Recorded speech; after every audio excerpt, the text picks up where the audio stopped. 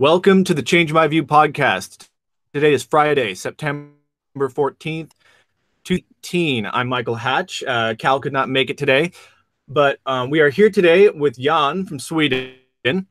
And Jan had a post that did pretty well this week, of around 600 or 800 upvotes, depending on when I checked last, because it changes. But Jan, welcome to the Change My View podcast. Say hello. Hello, this is me. I just have to correct you. Sorry, it's Slovenia, not Sweden. We had a bit of a bad connection before. Oh, I'm sorry. So apologies. We had a little technical connection issue there. It was Slovenia, not Sweden. Copy that. All right. So, Jan, would you mind telling us just a little bit about what you're studying right now and your specialism you told me about earlier? Okay, so yeah, I'm a PhD. Right now, I'm a PhD researcher. I finished my PhD last year in November. My PhD was in the topic of artificial intelligence and machine learning, which is probably why I was interested in even more interested in the topic that was on the in my post. So I studied mathematics at first, and then after a master's in mathematics, I went to study artificial intelligence at the institute in Slovenia, the main institute in Slovenia for this. And I'm now a researcher at the Jožef Stefan Institute in Slovenia, so in Ljubljana. So this is my specialty is analyzing complex data and also systems interconnected. Hey, Hello? hey, Yep. I'm really sorry. The signal only about The what? Chang there kept coming in and out. Are Sorry? you hearing me clearly? Yes, I think if there was any mistake in the connection, it's because we just got the power back. So I think my phone switched to Wi-Fi.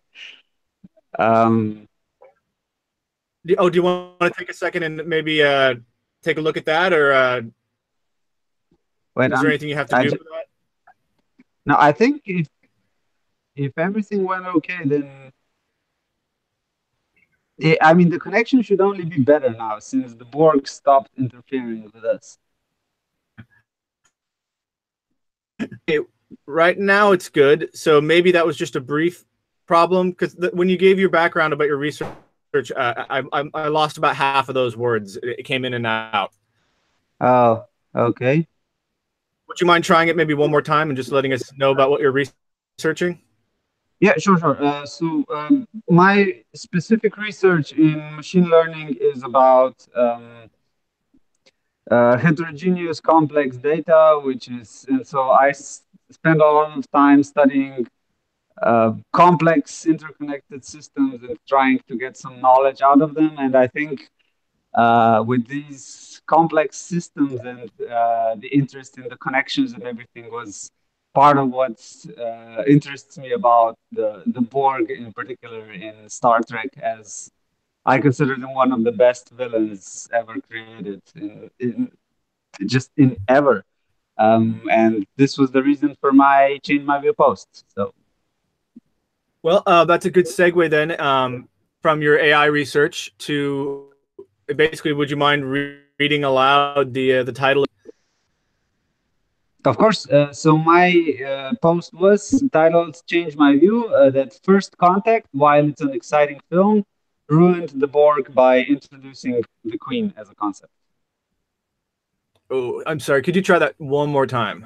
Okay, so my post is that changed my view that First Contact, while an exciting film, ruined the Borg by introducing their Queen. Okay, I want to put out here to anyone listening is this podcast will include spoilers from every Star Trek movie ever released.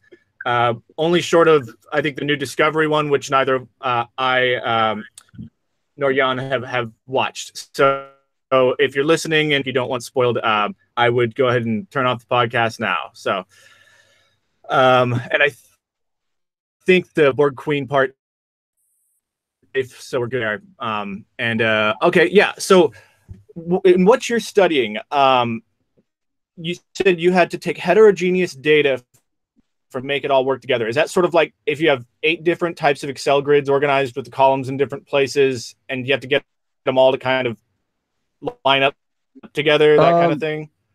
my data was spread over, including something was spread over spreadsheets, yes, and some of it was actually in a network form. So the data that I was analyzing was, it wasn't only about the specific instances of the data set, but also the connections between them. So it was the data was best represented as what's called a network, which is a collection of nodes and edges. So you have basically, if you draw it, you have circles and then you draw some lines between the circles.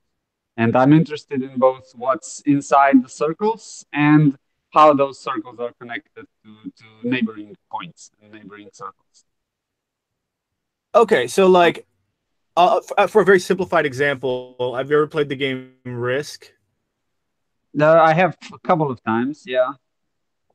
Essentially, even though it looks like a world map, you could treat each individual territory as a node, right? And so I remember Yeah, as yeah. a kid, I was And trying then to the figure out the neighboring optimal nodes would be. strategy ratio.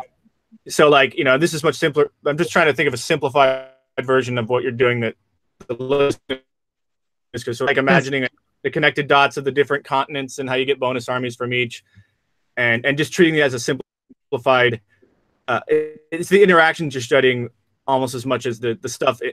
inside of each one What you're itself. describing is how you would, what you just described is how you make an abstract version of Risk by, you ignore the shape of each individual country. You ignore, Yeah. you're just interested in the connections between them. So yeah, that's it's this is Okay. where, this is what it's about, right? Uh, you focus on the important parts of the problem, and for me, as the important parts of the problem was how are these things connected, and what can we draw, what conclusions can we draw from the connections. Yeah. And so that explains a lot then why you do think the Borg are such a terrifying enemy, because they're in theory you're imagining what's going on inside their hive mind in a sense, in a deeper way than most people really could, because you're actually living in a kind of I world of guess those numbers in a sense. I guess so. I'm not Yeah, saying you're I view them. I view them yeah. as a very, very, very robust network. So they are a network that's not like the ones I met in real life, where you have a lot of real life networks, even just friendship networks on Facebook. They have these Yeah. networks always have what's called hubs. So there are some nodes which are really central to the entire network. Like on Twitter, I know that Leonardo DiCaprio is a massively followed person. If he disappears from Twitter, the whole network changes drastically. But in the Borg, what's scary is that you take any node away, it's still the same network. It's slightly smaller, but it's there. You didn't damage it really. You just decreased its size a bit. Sort of the ideal weapon, right? Because it has in to the nth degree, because you can't there's no point of failure. There's no one, like, you can't take out the head. Yeah, yeah, exactly. Yeah, that's one of the things that I rewatched the original parts of, with the Borg again, and yeah, that's it's also what's really emphasized in the next generation's Q Who and then Best of Both Worlds. It's, we can kill this specific Borg that just beamed on the ship, but there'll be a next one. The ship doesn't even, it's like a single mosquito sting um, killing one Borg. Right. There's no head to chop off, basically. Yeah, and so if you had killed all but one Borg and the other one got away to some uncharted planet, could it just like start making shovels and spears out of rocks and like slowly rebuild its civilization to create more copies of itself? Like, is there enough in one Borg drone to start the whole thing over? Well, that's you're going into first contact territory, basically. That's where I think first contact is actually good. It's first contact starts by almost all of the Borg being destroyed, and then it goes on to say that, oh, but a couple of them, or we don't even know how many, some of them got on the Enterprise, and then they just slowly and methodically changed. and very quickly transformed the Enterprise into basically a new Borg cube. So there was a very small network that survived, and then it just latched on into another network and assimilated it into its own thing, into its own organism. So I think one single Borg And could be able to rebuild the entire civilization. If it is it a civilization? I don't know. Their entire yeah, what collective, is it? I guess. I mean, is it, I guess in its most simplified form, it would be what's called gray goo, right? Are you familiar with that Yeah, the category, that self-replicating archetype? robots. Yeah, which is Yeah, something like a Borg, only maybe even on a molecular scale, it could have one little piece that survives, that copies itself, and then suddenly it's all back to planetary yeah. I think was size. it Feynman who said that the gray goo is the last thing we'll ever invent. I know Sounds like one that of sounds the like very Raymond. famous Yeah. things. The self-replicating robot is the last thing that humanity will ever make before it's swallowed up. That it's tough to argue with. Uh, um, okay, so why don't we get into your post then, and we'll kind of get more into the fun of this and sort of where your Sure, position is, and then what came to change. So of course. I'm what I'm going to do is I'm going to present on my screen the I'm going to screen share to your post. So let me just quick and hide whatever else.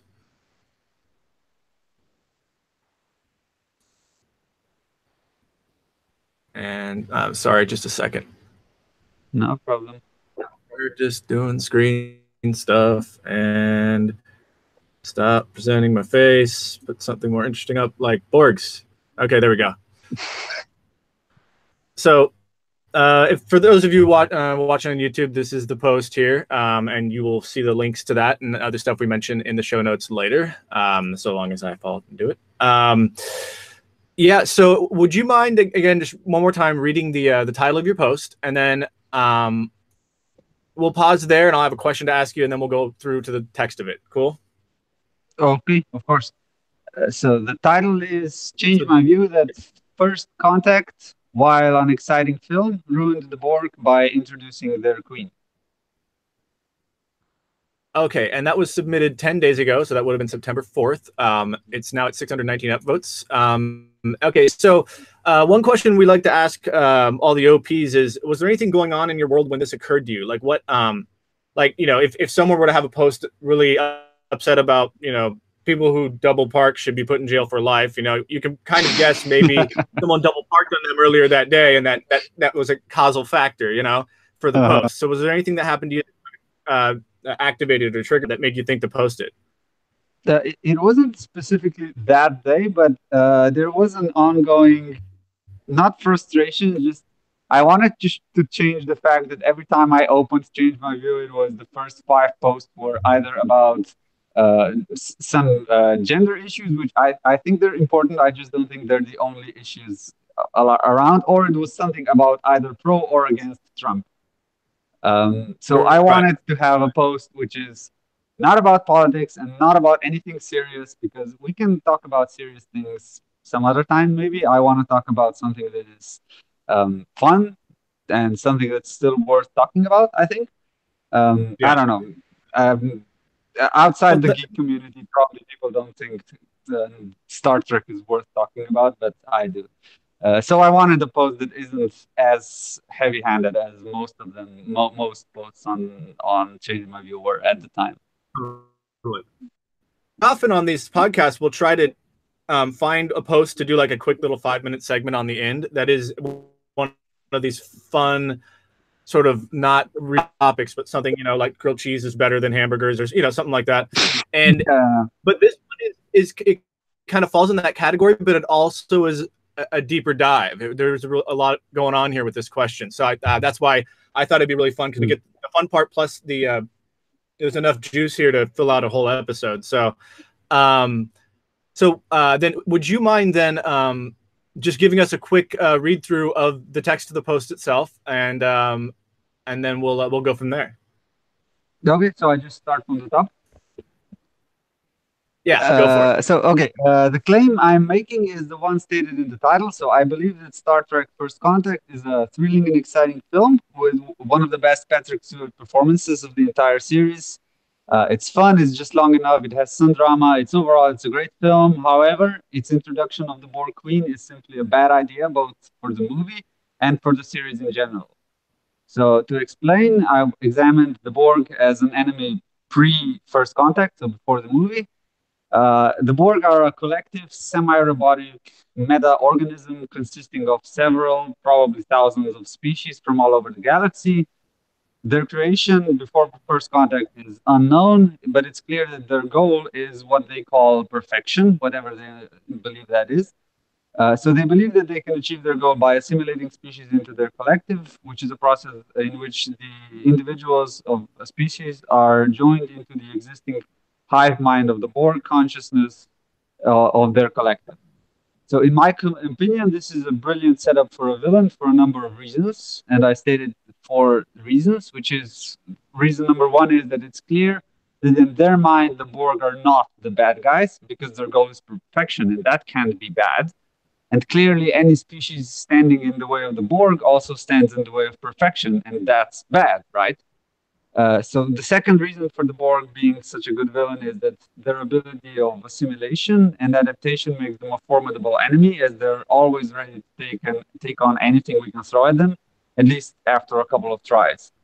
And then number three is that defeat against the Borg represents a fate that to most people is probably worse than death. It's the fate is a total loss of identity and a hellish existence as one slave voice in a cacophony of slave voices, all of them just driven toward this overarching idea of perfection. And the last point is that the Borg represent a non-centralized villain as a hive mind that is incredibly hard to defeat.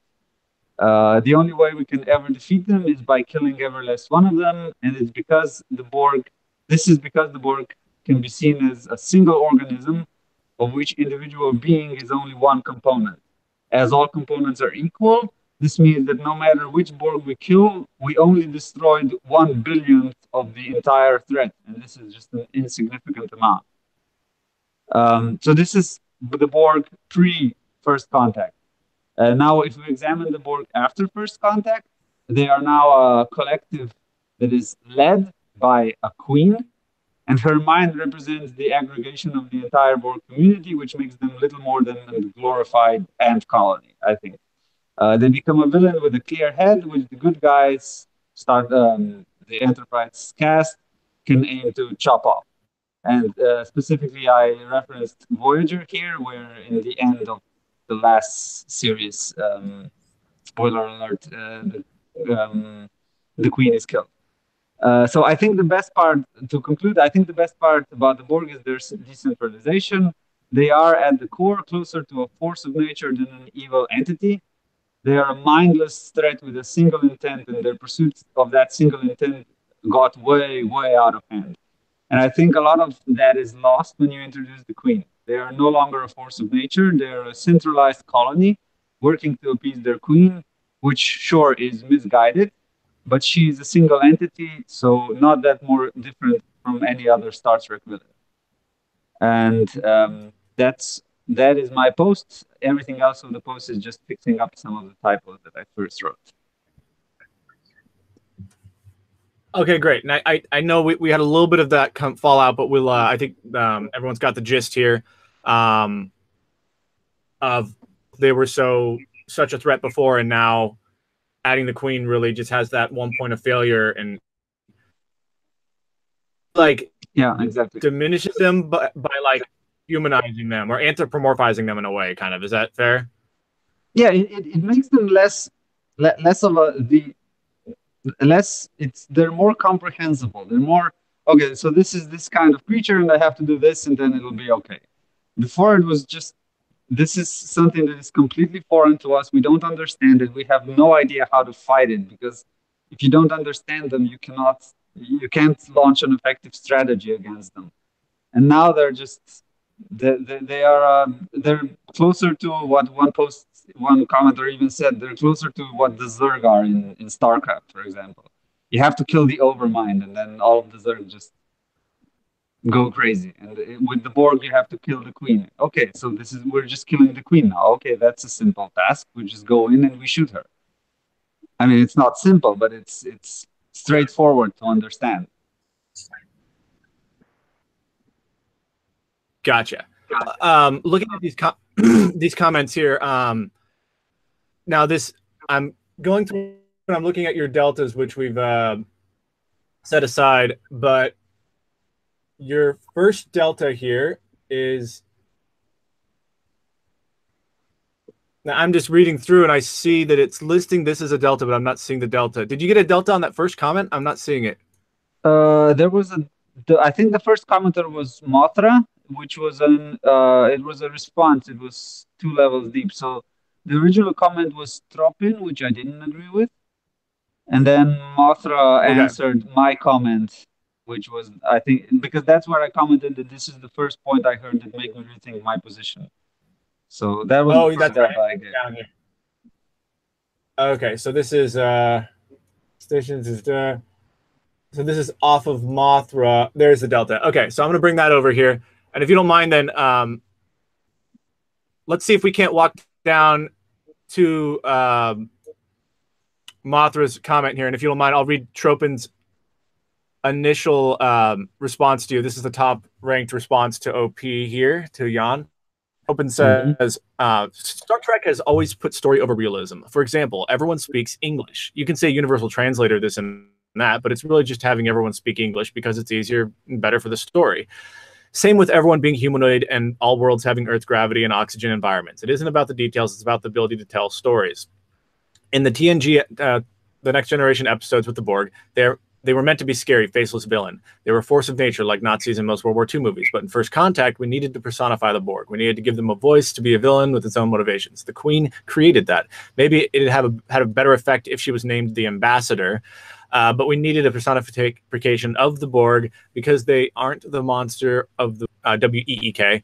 They are more complicated than that. The scenes between Data and the Queen are some of the best in the film. Data has always been a crowd favorite, and his Pinocchio-esque desire to be human is in direct confrontation with the Borg's desire to wipe out all the flaws of organic matter. He embraces the personality chip in the beginning of the film, but and that newfound individuality comes in direct conflict with the cold logic of the Borg. But Data can't talk to the Borg. He has to talk to someone, preferably sexy.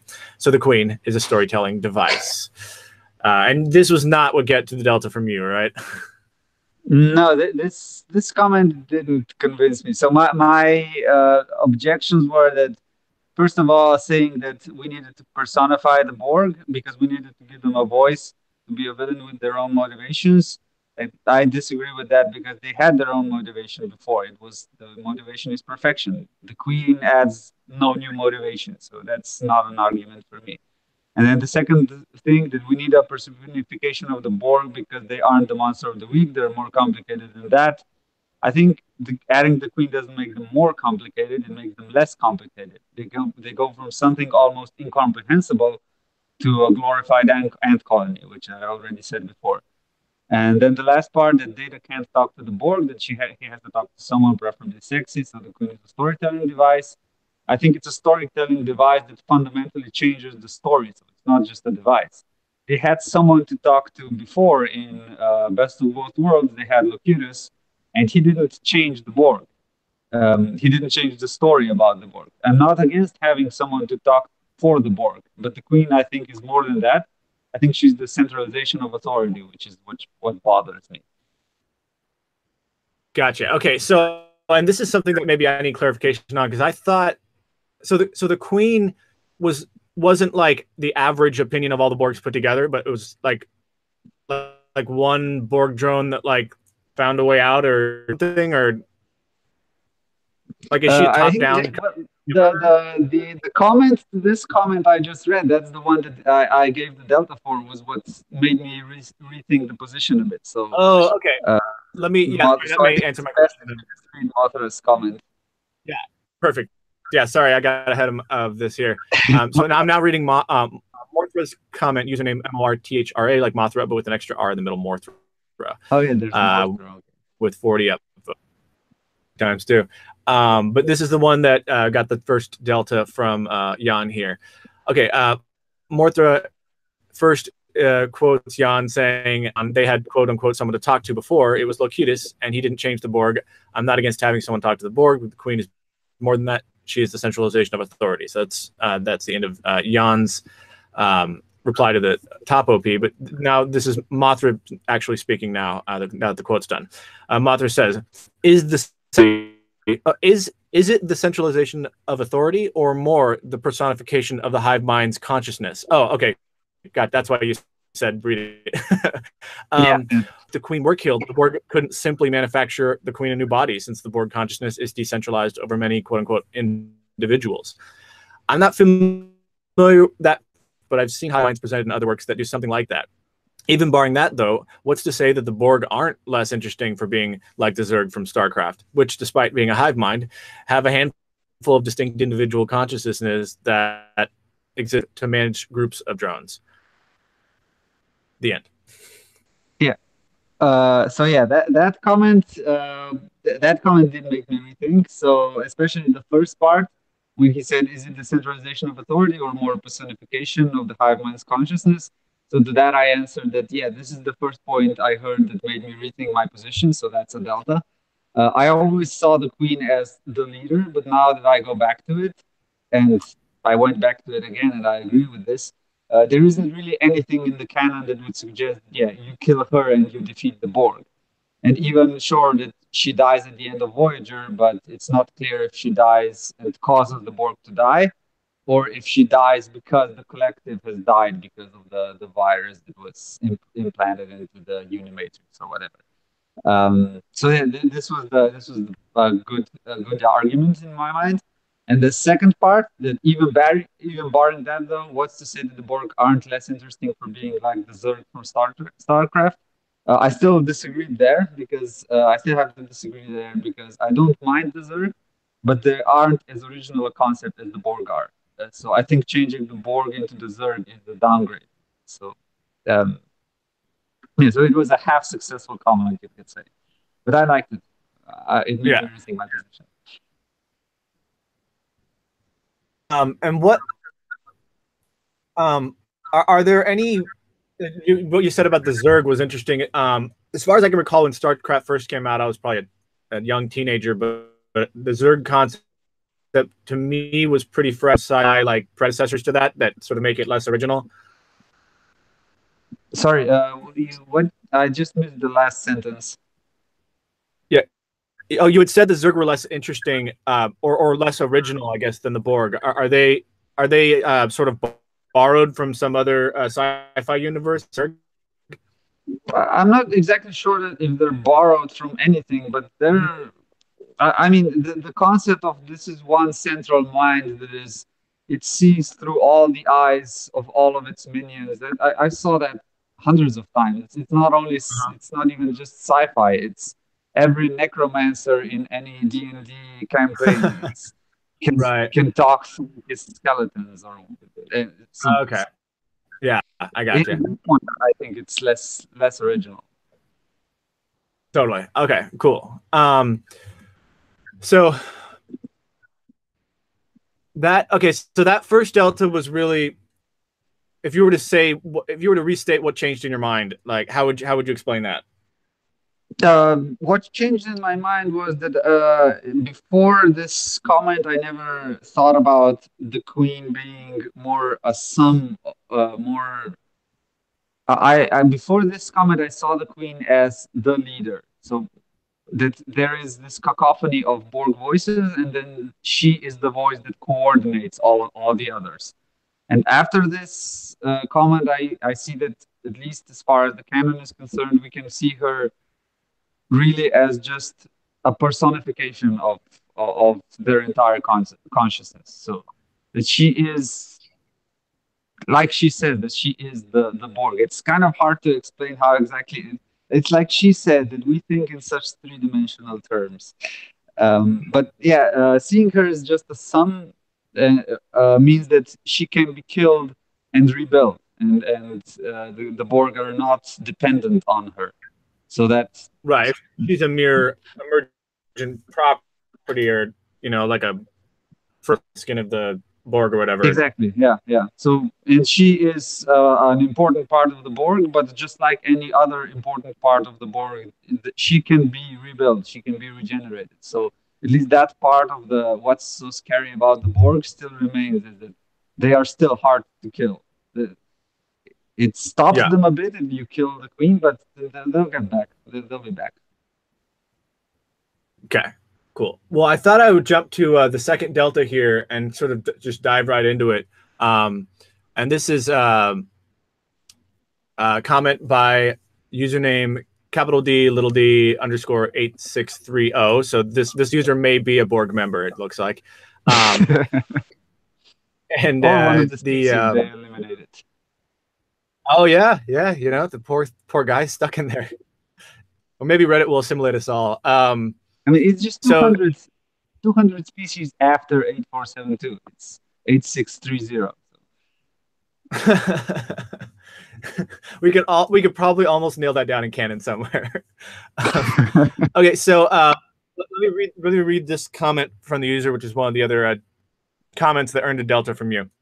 DD8630 says, the Queen exists because the Borg kept being defeated by socialized species. The Federation's strengths were, among other things, powerful singular leaders like Picard and Janeway, who could rally and coordinate better than a collective consciousness. So they assimilated and adapted, creating the Queen to be a think outside the box, think like non-Borg species think, and perhaps even have a measure of individuality. She intimidates and negotiates, which makes the Borg better and stronger.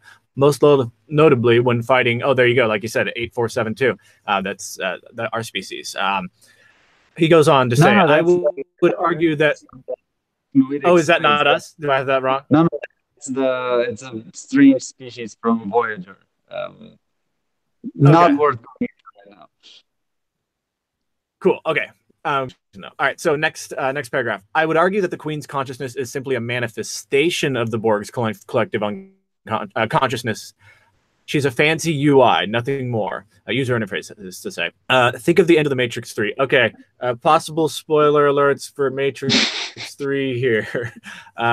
In 5, 2. Okay. Spoiling the end of Matrix 3. Think of the end of Matrix 3, where the swarm of robots take on a human face in order to negotiate with Neo. The face is nothing more than an interface. It's a tool of the swarm, not its leader. From a storytelling point of view, I always saw the Borg Queen as the bait of an anglerfish, a terrifyingly huge and alien mind to manipulate us. The Borg were able to sway Data with much greater ease thanks to the Queen. She was a tool, not a leader. So I found the Queen to make the Borg, even this relentless force, has adapted a human-like shape to toy with us. And your response. Yeah, so my first response was that delta, of course. And my justification is that, sure, yeah, while the point of the Queen is just an interface, which is the main part of this point, was already made, I like the additional point that she is also a restricted simulation of individuality. Sorry, as the collective admits some value. Could you just? Oh, sorry, man. We lost you there. Would you mind running through that one more time again? Okay. So yeah. Sure. So I said that while the point of the Queen just being an interface was already made, I like the additional point that she is also a restricted simulation of individuality. As the collective admits, some value does exist in individual thought. So yeah, basically, in short, most of this comment is the same argument as the previous delta, but I did award a delta because there's an additional thought of, yeah, maybe the Borg are simulating what an individual would do, but she's just a simulation of this individuality. So I like that thought.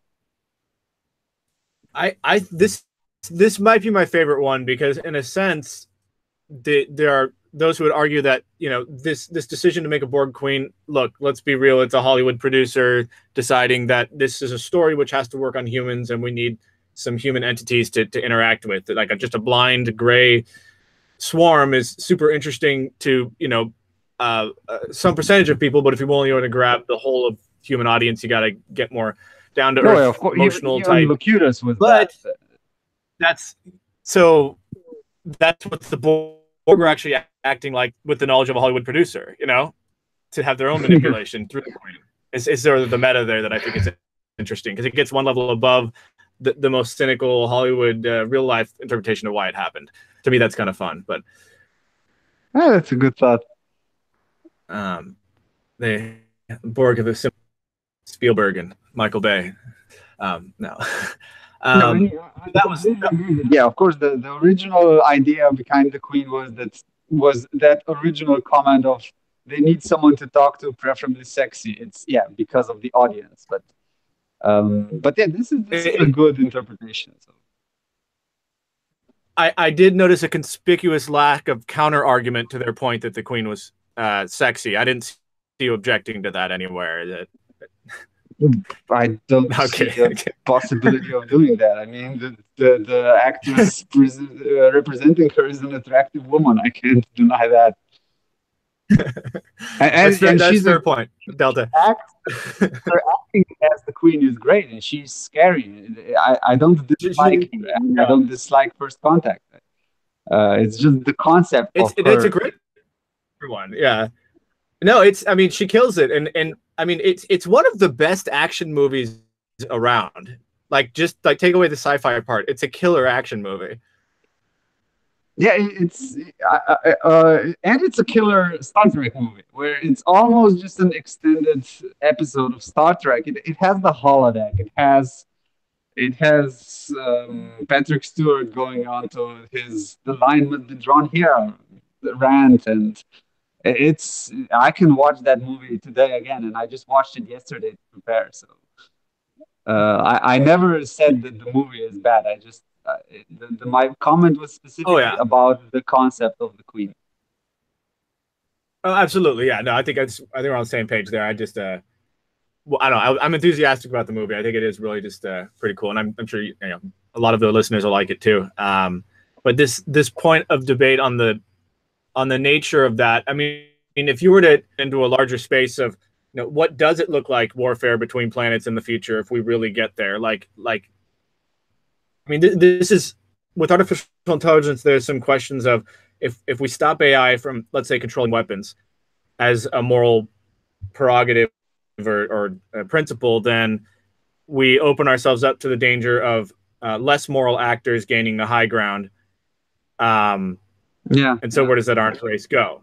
And so in future space warfare, is the map and the most quickly adaptable, highly redundant swarm type of thing. I mean, I think the only big mistake the Borg make is to make giant cubes. Like you'd almost think they'd want like minivan sized cubes and millions of them. Oh, that would be more in line with the latest movie, the Star Trek Beyond.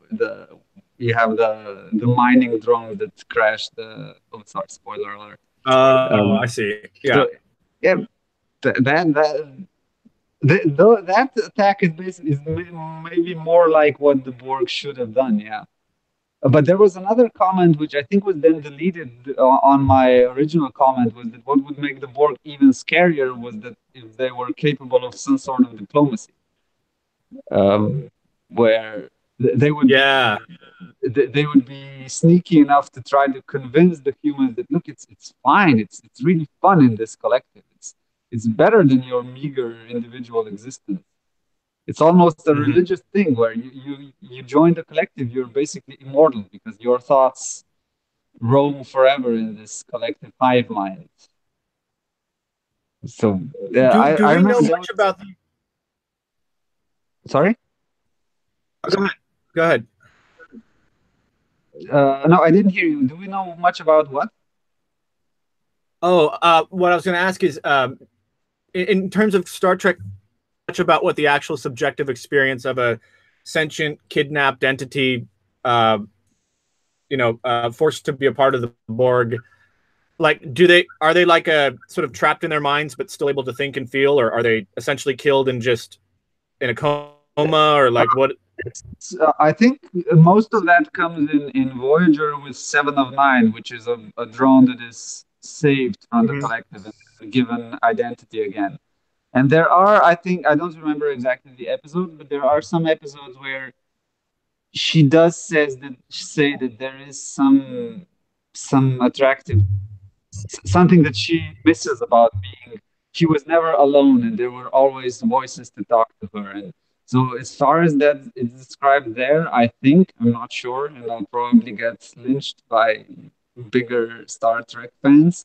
I think that some individuality remains, but it is somehow forced to service the collective.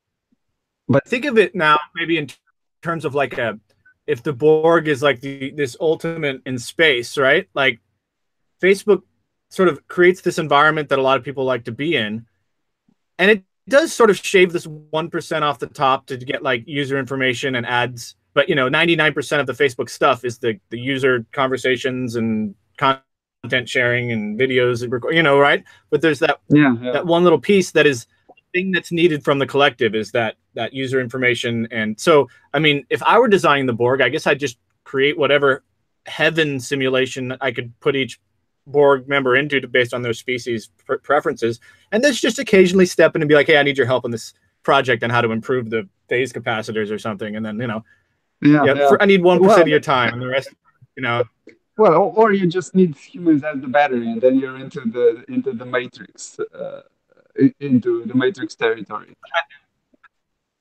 why But not use I it remember like that'd be more.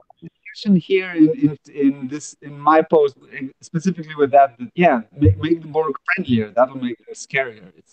Imagine that now when there were some news about is it Sir Patrick Stewart or just Patrick Stewart? I don't know. He's coming back to Star Trek. So imagine an older Picard realizing that maybe despite all of his trauma with the Borg, maybe they're right. Him struggling with the fact that maybe his greatest enemy might be an ally in the end. So I can imagine a great movie coming from that. I mean, I'm not Or what if, expecting to see it.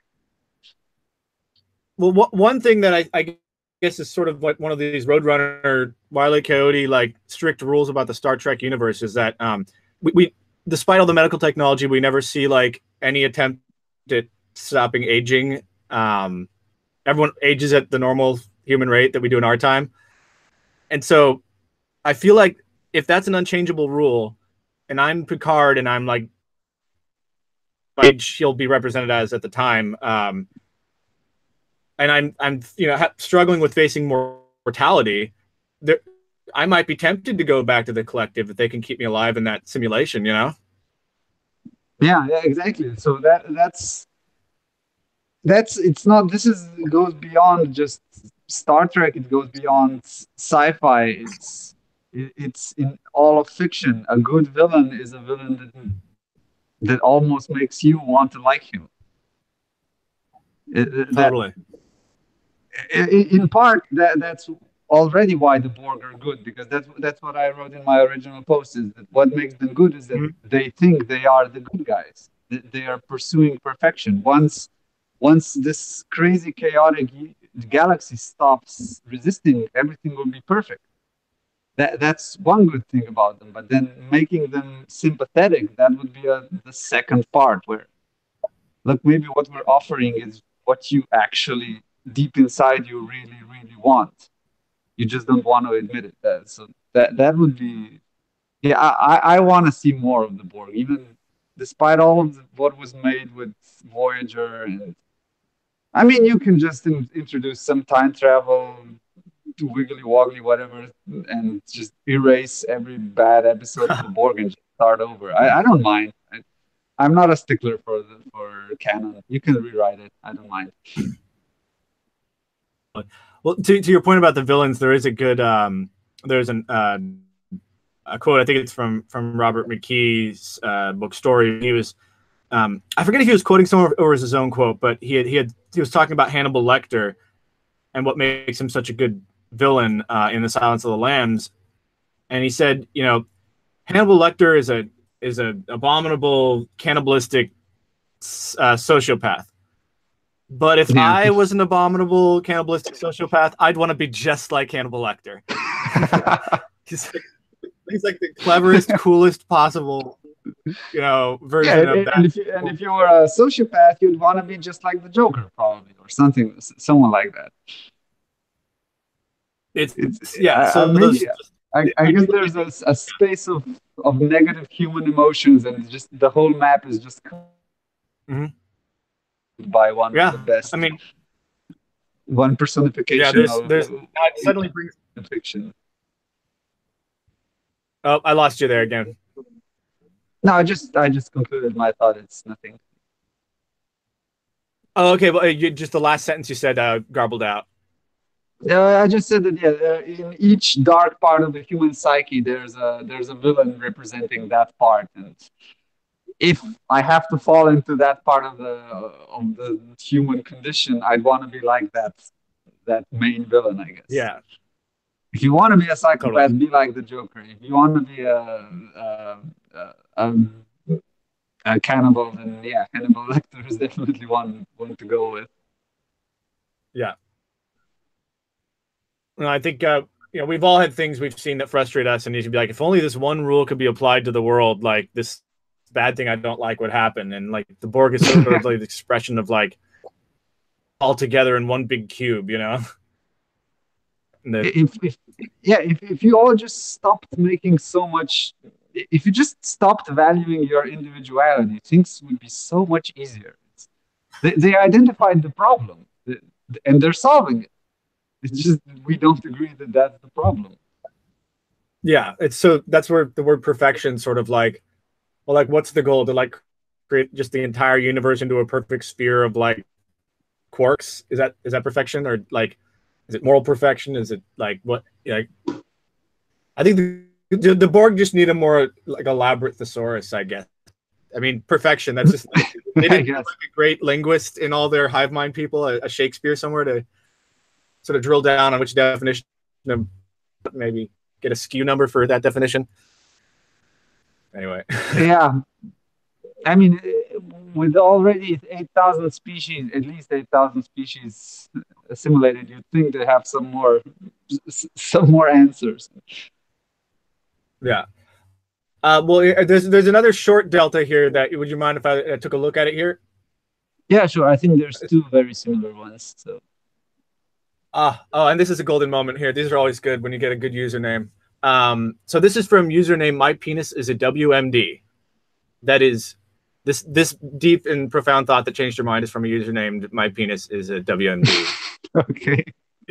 The argument that I make is simple. Says my penis is a WMD. First contact could not have been ruined. The Borg, as the Borg, were already ruined in the TNG episode Descent, which is season 6, episode 26, through season 7, episode 1. In that episode, my penis is a WMD continues. The entire point of this episode was to attempt to humanize the Borg. The entire reason why the Borg worked so well as a foil was their utter loss of humanity. My penis is a WMD continues.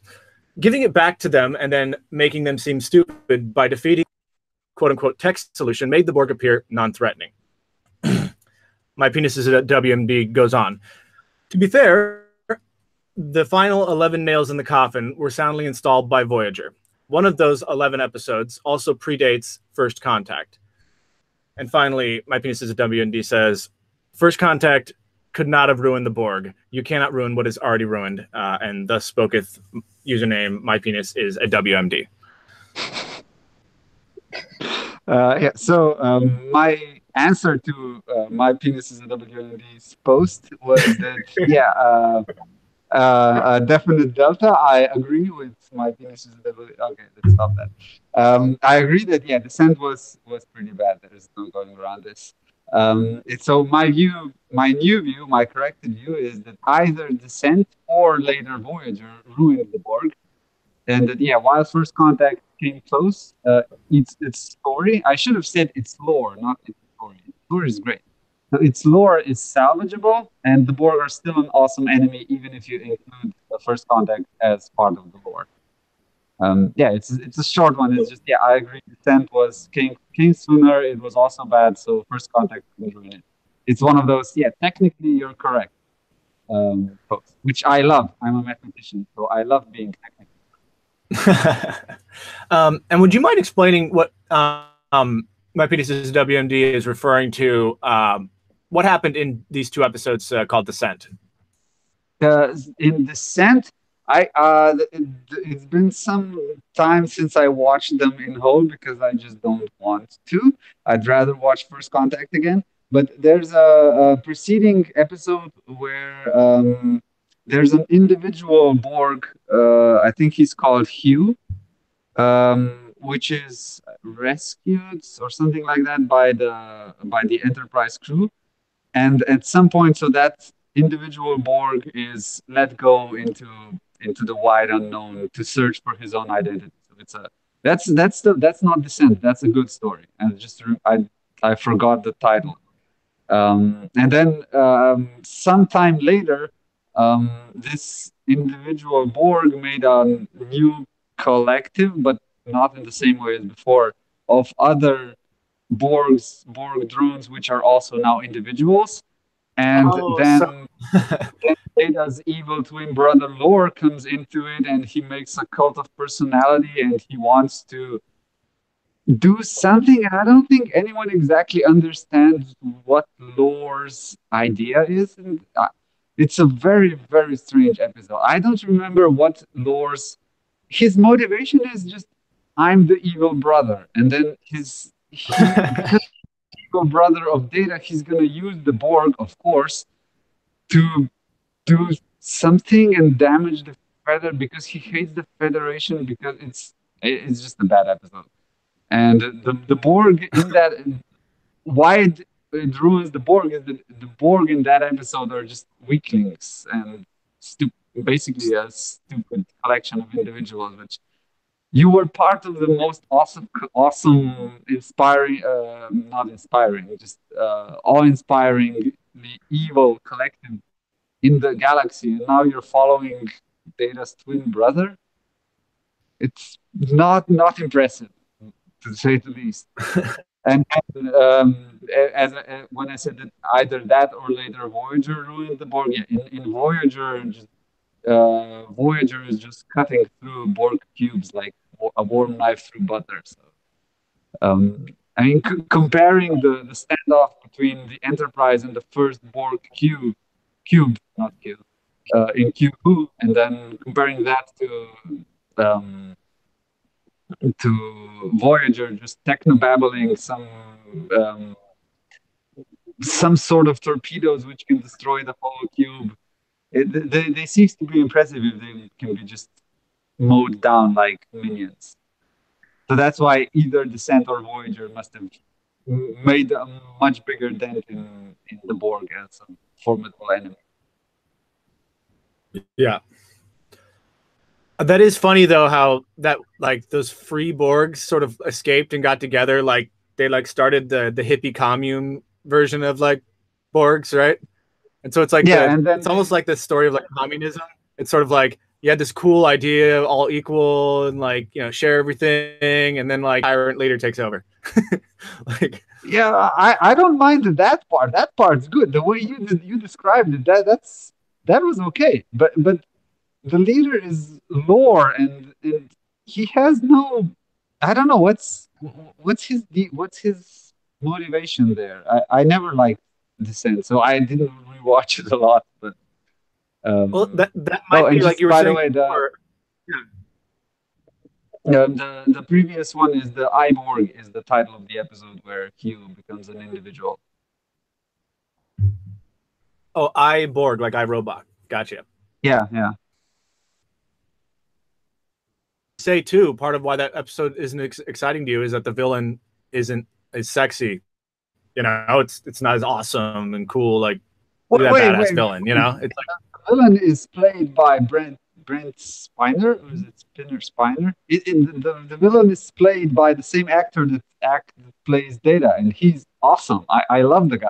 I mean, yeah, in a non-sexual way, but um, so the villain's actor is great. It's just the villain's the screenplay is what's missing. yeah. No, that's what I mean. I think maybe That's part fine. of it is like just Spiner's never great. like Thor.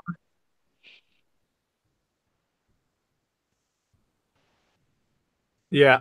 Well, it's. I wonder if Spiner also didn't like the role at the same time he was playing it. You know, he read it and he's like, all right. Yeah, you can imagine probably the actors just know that if you're in a seven series show with 30 episodes per series, at some point you just go in to pick up the check, right? Yeah. I mean, you realize you I mean, can't I make think they still. 210 great episodes.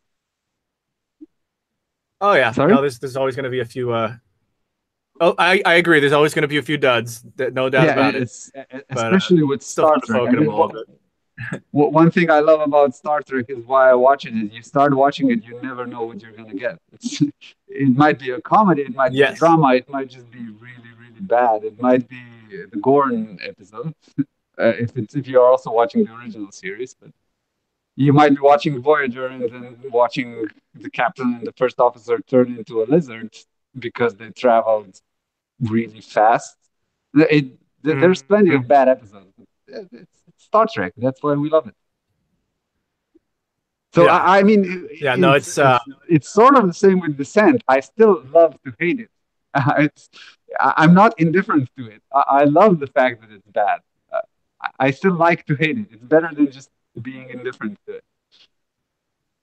Maybe it's that sounds strange, but well, I mean, people wouldn't debate so much about um, ev- everything Star Wars if they didn't actually care about the series. You know, like them. yeah, yeah, especially now with the storm that was raised because of of Last Jedi. Mhm. Which I really liked, but apparently many people Yeah, didn't. And but the fact that they care so much means that there's something in there that's still appealing as far as the magic of Star Wars. yeah, and it's the same with Star Trek. No matter how many bad episodes you have, there's always a chance that the next one will be Edge of Tomorrow or Best of Both Worlds or Measure of a Man. There's some of the greatest moments in TV history are Star Trek, and some of the worst too. But that's why we watch them. Yeah, it's well, the thing is that at its core, the storytelling usually is pretty good, and you really do never know where an episode's gonna turn on you on a Yeah, dime. Yeah. which the introduction of the Borg in the Q Who episode, that's also one of the that's one of my favorite things. It introduces the Borg, which I like as the enemy even years later. But the first time I watched it, I don't know if you watched it recently, but the introduction is this: the Q arrives and says that you're not ready for what's waiting, and then he says he will Is show us what's waiting for us. And this is the it's first appearance of the Borg. yeah, it's Q Who season 2 of Star Trek, and it's there's such a build up to them. It's you're not ready, you have no idea what's waiting, and then we have to face this thing that we are clearly not ready to face. That's the awesomeness of the threat. And then Yeah, totally. the second appearance of the Borg is the best of both worlds, which is when they kidnap the captain and maybe kill him and destroy half of the fleet. It's the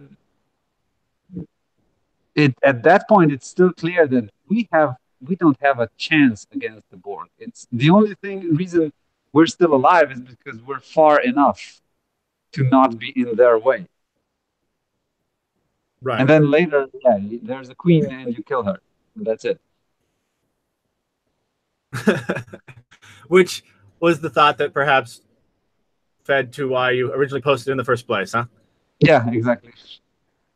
Well, we're coming up on about the 1 hour mark. But before we wrap up, I just wanted to see if there was anything else you wanted to bring up in this conversation.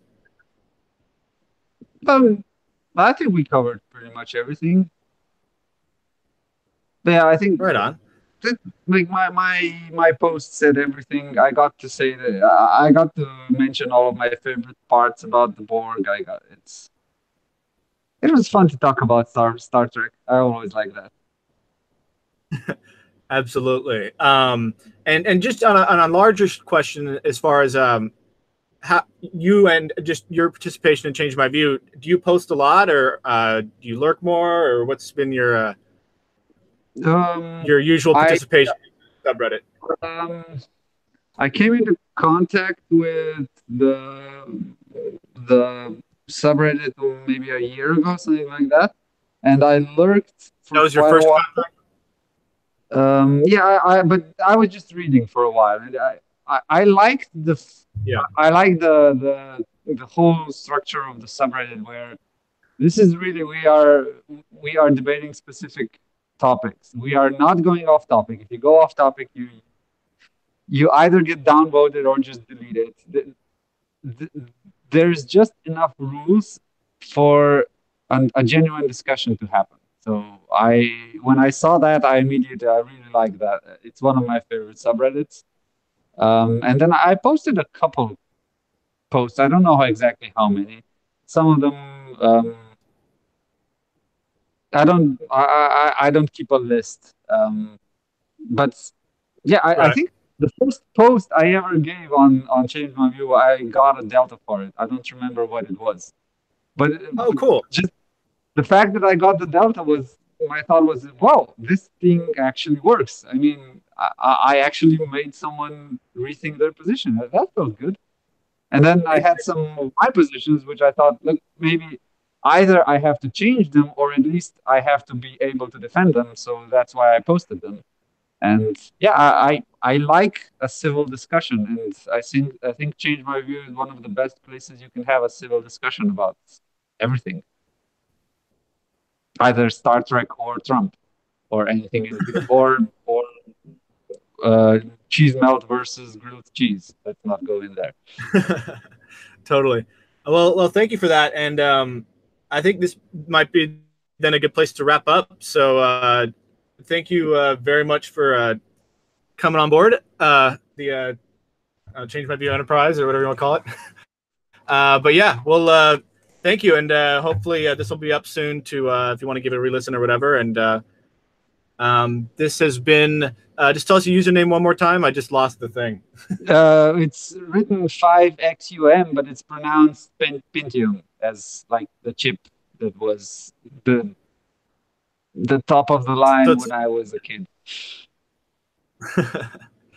right on. All right. Well, thanks so much. Thank you. Have a good one. You got it. You Bye. too.